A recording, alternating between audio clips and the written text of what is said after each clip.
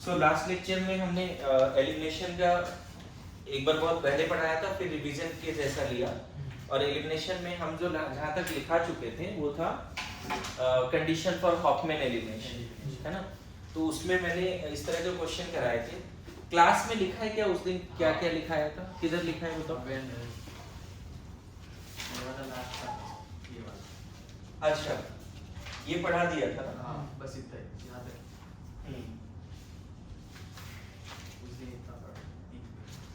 ठीक है, देखो हॉफमैन एलिमिनेशन कब कब होता है उस पर बात कर लेते हैं, ठीक है।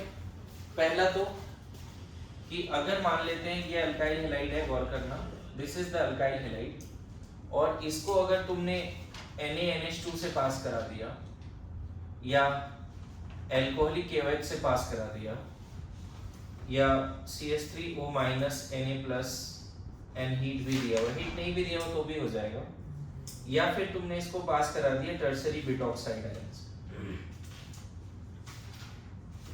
समझना, ये लिविंग ग्रुप अच्छा है, गुड लिविंग ग्रुप है। अभी बताऊंगा पुअर लिविंग ग्रुप का लिस्ट दे दूंगा।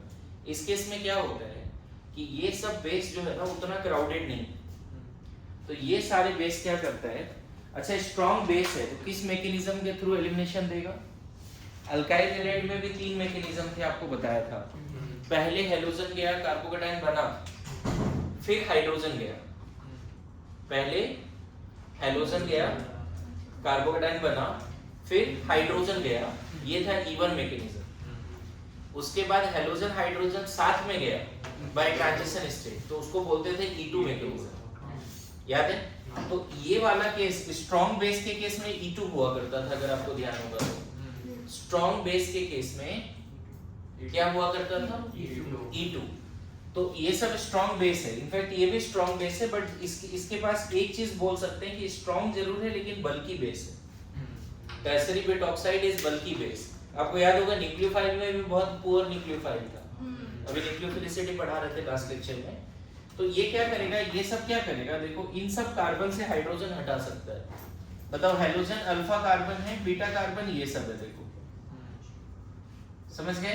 हेलोजन जिससे जुड़ा अल्फा कार्बन है। अगर स्ट्रॉन्ग बेस है और गुड लिविंग ग्रुप है, स्ट्रॉन्ग बेस है, गुड लिविंग ग्रुप है, तो स्टोरी क्या है, E2। स्ट्रॉन्ग बेस है, गुड लिविंग ग्रुप है और बेस बल्कि भी नहीं है, छोटे साइज का बेस है, तब E2। और E2 की स्टोरी क्या है, ऑब्वियसली सेटजेफ अल्कीन बनाना। यहां से H हटाओगे और यहां से Cl, तो यहां पाई बॉन्ड आ जाएगा। यहां से H, यहां से Cl, यहां पाई बॉन्ड, और यहां से H और यहां से Cl, तो यहां पाई बॉन्ड। तो यहां अगर हम सारा प्रोडक्ट लिखे फर्स्ट वाले केस में, तो देखो ये दोनों प्रोडक्ट तो सेम है, बात समझना, ये दोनों प्रोडक्ट सेम है, क्लियर है। पाई बॉन्ड यहां लगाओ चाहे इधर लगाओ, वो सेम कहलाएगा, दोनों का नेमिंग भी सेम है ना। और एक प्रोडक्ट क्या बनने वाला है इसमें, जहां पर कहां से H गया, यहां से H और यहां से Cl। अच्छी बात है, E2 जब होगा तो रीअरेंजमेंट भी नहीं होता, समझ गए। इसमें भी सेम प्रोडक्ट, इसमें भी सेम प्रोडक्ट। अब इन सब में ज्यादा स्टेबल कौन है, तो ऑब्वियसली ये अल्कीन ज्यादा स्टेबल है, क्योंकि इसके पास अल्फा हाइड्रोजन 2 2 4 और 3 7 है। ये अल्कीन लेस स्टेबल है क्योंकि अल्फा हाइड्रोजन 4 है। देखो ये दोनों अल्फा कार्बन है, यहाँ अल्फा हाइड्रोजन 7 है। तो मैं बताऊं, फिर से रिपीट कर रहा हूं, अगर आपके पास अल्काइल हैलाइड दिखे, देखो मैं आपके लैंग्वेज में लिख देता हूं, है ना। अगर अल्काइल हैलाइड है ना, गुड लिविंग ग्रुप है, स्मॉल साइज्ड, स्ट्रॉन्ग बेस है, स्मॉल साइज्ड स्ट्रॉन्ग बेस है, तो क्या करना है, फिर से अगर अल्काइल हैलाइड है, गुड लिविंग ग्रुप है, गुड लिविंग ग्रुप में क्या क्या नाम आता है, कम से कम ये सब तो नाम आता है, Cl, Br, iodine, ये तीनों गुड लिविंग ग्रुप है। अगर अल्काइल हैलाइड है, गुड लिविंग ग्रुप है, स्मॉल साइज बेस्ड है, तो आपको E2 करना चाहिए, E2 करना चाहिए, समझ में आया। अब E2 की स्टोरी क्या है, इसकी स्टोरी क्या है ना, इसकी स्टोरी है अल्फा कार्बन से क्या निकालना है, हेलोजन। X निकालना है एंड अल्फा कार्बन से X एंड बीटा कार्बन से H निकाल देना है, निकाल देना एंड अल्फा बीटा कार्बन के बीच में क्या कर देना है, बीच में पाई बॉन्ड बना देना है, क्या पाई बॉन्ड बना देना है ना। और इसमें ध्यान रखना है मेजर प्रोडक्ट जनरली क्या होगा, सेट जेफ अल्कीन या स्टेबल अल्कीन और क्या स्टेबल अल्कीन। तो इस तरह से अगर रट लिया आज के बाद कि कभी भी अल्काइल हैलाइड देखिए स्ट्रॉन्ग बेस, लेकिन कौन सा strong base, small sized strong base दिखे तब आपको ये करना है। लेकिन जैसे ही बेस बल्की होता है base will feel hindrance steric crowding to go to this beta carbon. ये सब 2 डिग्री बीटा कार्बन है, ये 1 डिग्री बीटा कार्बन है, यहाँ से हाइड्रोजन जो निकलेगा वो मिथाइल से निकलेगा। तो ये this base will feel steric hindrance to go to this carbons, but ये यहाँ से H जल्दी निकाल लेगा। तो इस केस में देखो मेजर प्रोडक्ट क्लियर हो जाएगा बच्चे, दिस इज मेजर। और माइनर में ऑब्वियसली 10-20% ये बना सकते हो। तो अब हॉफमैन की क्या स्टोरी हो गई, ऑब्वियसली अगर गुड लिविंग ग्रुप है लेकिन बल्की बेस है तो Hofmann will be the major product. बात समझे, गुड लिविंग ग्रुप तो है बट बल्की बेस है तो कौन मेजर प्रोडक्ट होगा, हॉफमैन। और इसका मैकेनिज्म भी बदल जाता है, हो सकता है ये E1 CB के थ्रू हो जाए, ये पहले H+ गया है ना, फिर यहाँ पे पाई बॉन्ड बना, फिर Cl- गया, ऐसा समझ रहे हो। तो उतना दिमाग नहीं लगाना है, आप ऐसे समझो अल्काइल हैलाइड है, गुड लिविंग ग्रुप है, स्मॉल साइज स्ट्रॉन्ग बेस है तो E2 से प्रोडक्ट बना दो। और अगर सेम अल्काइल हैलाइड है, गुड लिविंग ग्रुप है लेकिन बल्की बेस है तो बस आपको हॉफमैन प्रोडक्ट मेजर बनाना। ठीक है, आप थोड़ा अपने लैंग्वेज में इस तरह से लिखिए कि कम से कम ये क्वेश्चन गलत ना हो कभी भी। इसमें चाहो तो आप स्टोरी लिख सकते हो, अगर अल्काइल हैलाइड है, गुड लिविंग ग्रुप है बट क्या है, बिग साइज्ड है ना, बिग साइज स्ट्रॉन्ग बेस है तो क्या होना चाहिए, ये नहीं लिखना चाहिए, आपको लिखना चाहिए Hofmann product will be the major, है ना।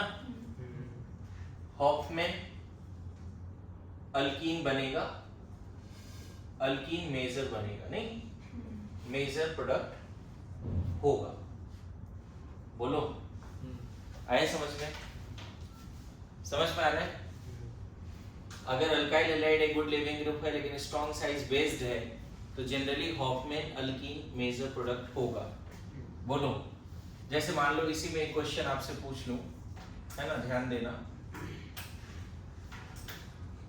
मान लेते हैं यहाँ पे Cl है, बताओ क्या प्रोडक्ट होगा, अगर सीख गए तो बताओ लास्ट वाले में क्या और इन सब में क्या, बताओ इधर।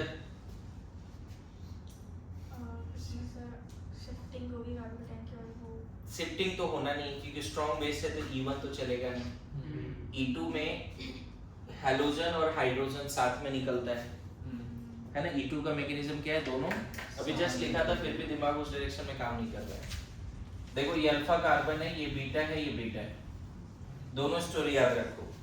अगर अल्काइल हैलाइड है, स्मॉल साइज बेस्ड है तो पाई बॉन्ड कहाँ बनेगा, अल्फा कार्बन और क्राउडेड बीटा कार्बन के बीच में, ऐसे रट लो।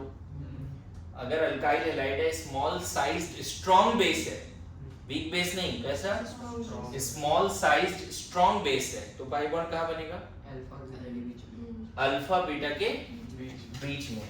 तो आप प्रोडक्ट कैसा दिखाओगे, देखो this will be the product, major ये बनेगा। फिर से रिपीट कर रहा हूं, अल्काइल हैलाइड है, स्मॉल साइज बेस्ड है तो आप सेटजेफ अल्कीन बनाओगे और E2 के थ्रू बनाओगे, E1 के थ्रू नहीं बनाओगे कि आप शिफ्टिंग वगैरह सोचने लगे। पता है यहां से H और यहां से Cl का जाना स्ट्रॉन्ग बेस के प्रेजेंस में साइमल्टेनियस प्रोसेस हैलोजन और हाइड्रोजन एंटी पेरिप्लेनर कंडीशन पढ़ाया था, थोड़ा ध्यान रखो, नोट्स में भी लिखा हुआ अच्छे से। ये दोनों साथ में जाएगा, लेकिन जैसे ही बल्कि बेस है क्या होगा, इसको यहाँ आने में क्राउडेड फील होगी। मतलब इस केस में ये लेस क्राउडेड बीटा कार्बन और अल्फा कार्बन के बीच में पाई बॉन्ड बना देना है, इन तीनों में सेम है, बोलो। तो यहाँ पे ये प्रोडक्ट मेजर है, यहाँ पे माइनर में ये लिख सकते हो बच्चे, उसमें डाउट नहीं है, माइनर में ये लिख दो, और यहाँ भी माइनर में ये लिख सकते हो जो यहाँ लिखे हो। आ रहा है समझ में, है ना? बोलो अब तो सीख जाओ प्लीज। फिर से स्टोरी एक बार बता देता हूं, अगर अल्काइल हैलाइड है, स्मॉल साइज स्ट्रॉन्ग बेस है, तो अल्फा कार्बन से halogen and crowded beta carbon से हाइड्रोजन निकाल के उसके बीच में पाई बॉन्ड बना देना है। लेकिन अगर अल्काइल हैलाइड है, गुड लिविंग ग्रुप है और बिग साइज स्ट्रॉन्ग बेस है, तो लेस क्राउडेड बीटा कार्बन से हाइड्रोजन एंड अल्फा कार्बन से हेलोजन हटाना है। अब तो सीख जा प्लीज, बोलो। तो ये क्वेश्चन भी लिख लो जल्दी से, नोट्स में लिखा हुआ है, उसको 10 बार 20 बार जितना बार पढ़ना है पढ़ो। देखो रिवीजन जैसा ही चलने देते हैं। ये लिख लिया क्वेश्चन?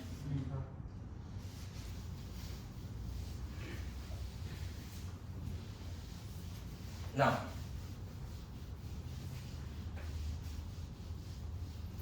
कंडीशन 2 क्या है? 2 कंडीशन है, मैंने हॉफमैन का कंडीशन पढ़ा रहे थे। पहला कंडीशन है व्हेन बेस इज बर्बल, दूसरा कंडीशन है when leaving group is poor, है ना, एंड स्ट्रॉन्ग बेस। ये दोनों बातें हैं, स्ट्रॉन्ग बेस रहेगा लेकिन लिविंग ग्रुप पुअर रहेगा। अब देखो leaving group, poor leaving groups are, है ना, पुअर लिविंग ग्रुप्स आर, पहला फ्लोरीन है, दूसरा OR2 प्लस है, तीसरा OH है, चौथा NH2 भी पुअर लिविंग ग्रुप है, पांचवा NR2 प्लस भी पुअर लिविंग ग्रुप है, NR3 plus, even NH3 plus भी पुअर लिविंग ग्रुप है ना, SR2 plus, these are the poor leaving group, है ना। गुड लिविंग ग्रुप में अभी तक बोला था क्लोरीन, ब्रोमीन, आयोडीन आता है, और कुछ और गुड लिविंग ग्रुप सीखेंगे, अभी चल ही रहा है वो टॉपिक। न्यूक्लियोफिलिसिटिकल खत्म हुआ, नेक्स्ट टॉपिक लिविंग ग्रुप ही है मेन, जब हम जो सब्स्टिट्यूशन पढ़ रहे हैं मेन क्लास में, तो रिवीजन चल रहा है। तो पुअर लिविंग ग्रुप, है ना। अब देखो क्या होता है, 2 क्वेश्चन समझना, अगर ये है और अल्कोहलिक KOH है, ये भी उस दिन बता दिया था, दोबारा बता रहा हूं, और अगर ये है और यहाँ पे अल्कोहलिक KOH, देखो यहाँ गुड लिविंग ग्रुप है, स्ट्रॉन्ग बेस है, यहाँ पुअर लिविंग ग्रुप है, स्ट्रॉन्ग बेस। पता है क्या अंतर है? यहाँ पे बताओ, अभी समझाया, अल्काइल हैलाइड है, गुड लिविंग ग्रुप है, स्मॉल साइज बेस्ड है, तो क्या स्टोरी थी? तो यहाँ पे बीटा है, यहाँ बीटा है, स्टोरी ये थी बच्चे, अगर अल्काइल हैलाइड है, गुड लिविंग ग्रुप है और स्मॉल साइज बेस्ड है, तो स्टोरी ये थी कि क्राउडेड बीटा कार्बन से H और अल्फा कार्बन से हेलोजन हटा के पाई बॉन्ड बना दीजिए। ये भी सिखाया भी था। इसमें मेजर प्रोडक्ट ये होता है और इसमें माइनर होता है, लगभग ये 80%, ये 20%, और इसका मैकेनिज्म कहलाता है E2। लेकिन अगर पुअर लिविंग ग्रुप है, लिविंग ग्रुप पुअर है, बेस तो वही है जो अल्कोहलिक KOH या NH2 जो वहां यूज किया था, अभी भी वही है। इस केस में मेजर देखो ये होता है और माइनर ये हो जाता है, ये 80% के आसपास, ये 20% के आसपास। ऐसा क्या हो गया फ्लोरीन में, जो चीजें इस तरह से चलने लगी?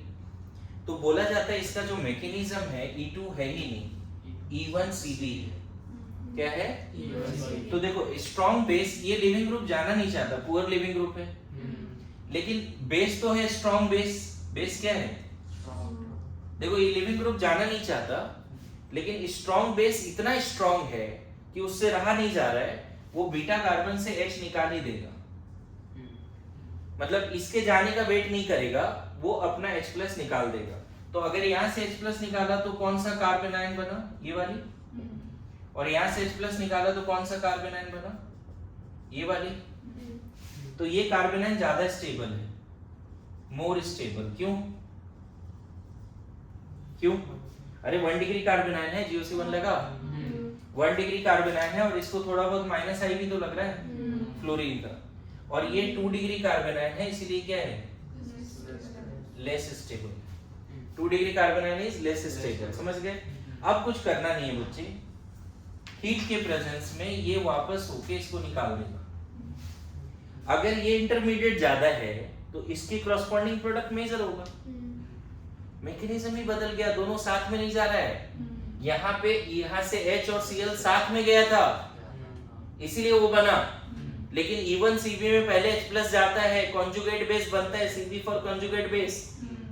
पहले H+ गया, पुअर लिविंग ग्रुप था ना, इसके वजह से पहले ये निकला, कार्बन आयन बना। अब ये स्टेबल कार्बन आयन है तो ये अब यहाँ से रेजोनेंस वगैरह करके इसको हटा देगा, मतलब F- को एनीहाउ निकाल देगा।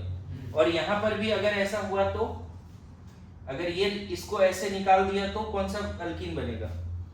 लेकिन चूंकि ये ज्यादा स्टेबल है इसीलिए अल्कीन जल्दी बन गया, और ये लेस स्टेबल कार्बन है इसलिए वो नहीं बना, मेजर नहीं बना। आ रहा है समझ में? जब भी पुअर लिविंग ग्रुप हो, स्टोरी क्या है ना? स्टोरी क्या है?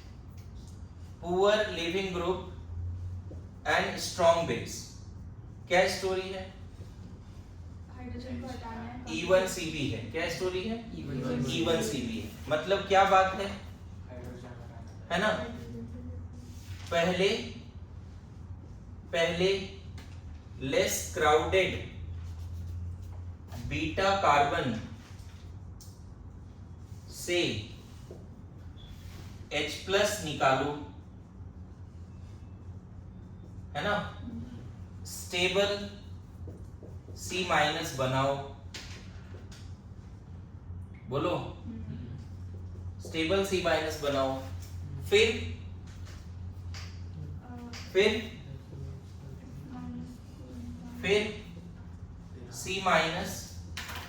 will force, है ना? will force poor living group to go, will force poor living group to go, and you will have pi bond between what? You will have pi bond between what? Between less crowded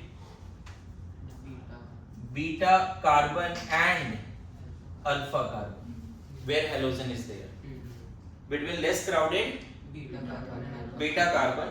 तो यही story है, जब भी poor leaving group दिखे, strong base दिखे तो इधर बत्ती जलनी चाहिए, कंसेप्ट आना चाहिए E1 Cb का।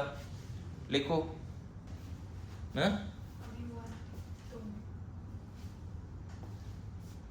और कुछ पुअर लिविंग ग्रुप का नाम याद रख लो। ये क्वेश्चन तो बड़ा फेमस है, आ ही जाता है ना?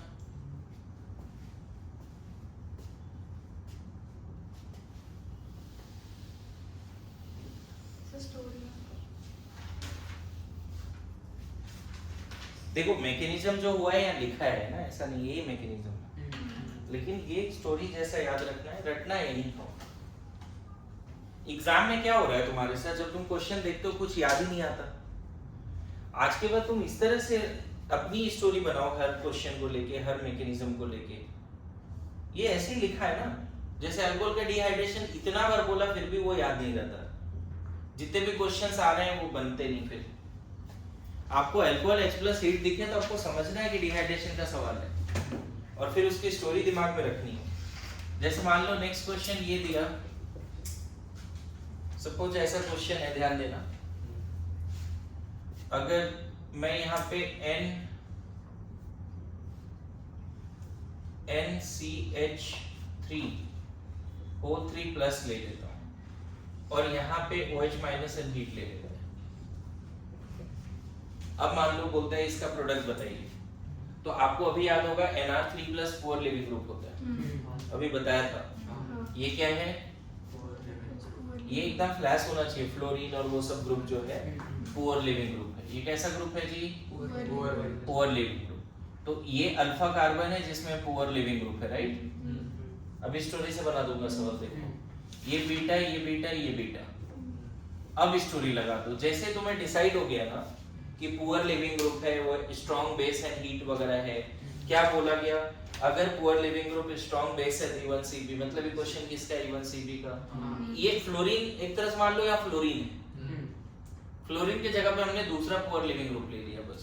तो क्या करना है, पहले लेस क्राउडेड बीटा कार्बन से H+ निकालो। कहाँ पे लेस क्राउडेड बीटा कार्बन है, यहाँ से H+ निकालो, यहाँ नेगेटिव आ जाएगा, है ना। स्टेबल कार्बन आयन बनाओ, यहीं पे नेगेटिव बनाओ, फिर यही नेगेटिव चार्ज फोर्स करेगा इसको निकलने के लिए। तो ये नेगेटिव चार्ज यहाँ से रेजोनेंस करके इसको निकलने के लिए फोर्स करेगा, और पाई बॉन्ड कहाँ बनेगा फिर, लेस क्राउडेड बीटा कार्बन। देखो यहाँ पे तुम्हारी अंडरस्टैंडिंग मतलब इतनी अच्छी है कि लगता है कोई भी क्वेश्चन कर दोगे, लेकिन 2 घंटे के बाद सब भूल जाता है।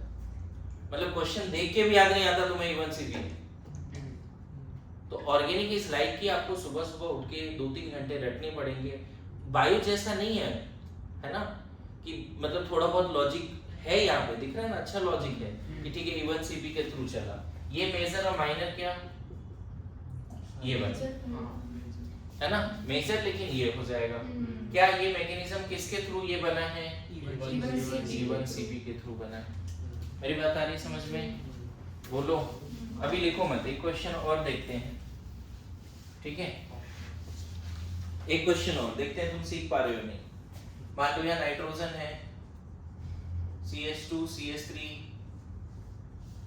CH3 CH2 CH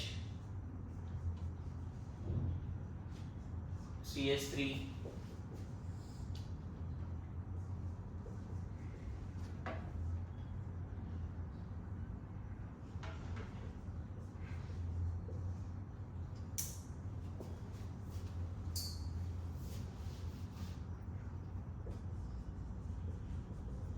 ठीक है, यहाँ प्लस है और यहाँ OH माइनस हीट है। सबसे पहले इसको फिर से देखो, नाइट्रोजन पे 4 अल्काइल ग्रुप है, दिख रहा है। इस क्वेश्चन में भी कहीं ना कहीं नाइट्रोजन पे 4 अल्काइल ग्रुप है, 3 मिथाइल और एक बड़ा सा ग्रुप। यहाँ भी नाइट्रोजन पे 4 अल्काइल ग्रुप है, 3 मिथाइल और एक ये बड़ा सा ग्रुप, दिख रहा है। तो यहाँ भी ऐसा ही है ना। तो मैं बताऊं, जब भी आपको नाइट्रोजन पे प्लस दिखे और 4 अल्काइल ग्रुप दिखे उससे अटैच और OH माइनस हीट दिखे, मतलब समझ लेना कि ये E1 CB है। अब नाइट्रोजन से कनेक्टेड जितना भी कार्बन है अल्फा है, नाइट्रोजन से कनेक्टेड जितना भी कार्बन है, देखो यहाँ पे डायरेक्टली नाइट्रोजन से कनेक्टेड क्या था, अल्फा, और फिर उसके बगल वाले सारे क्या हैं, बीटा। तो बताओ इसके बगल में तो है ही नहीं, तो यहाँ बीटा नहीं है, यहाँ बीटा है, यहाँ पे बीटा है, यहाँ बीटा है। अब मैंने स्टोरी जो बताया फिर पढ़ो। आपको अगर पुअर लिविंग ग्रुप दिखे, poor leaving group strong base दिखे तो E1 CP क्या लिखा है, पहले लेस क्राउडेड बीटा कार्बन से H+ निकालो। अब बताओ लेस क्राउडेड बीटा कार्बन कौन होगा, ये वाला, वेरी गुड, है ना।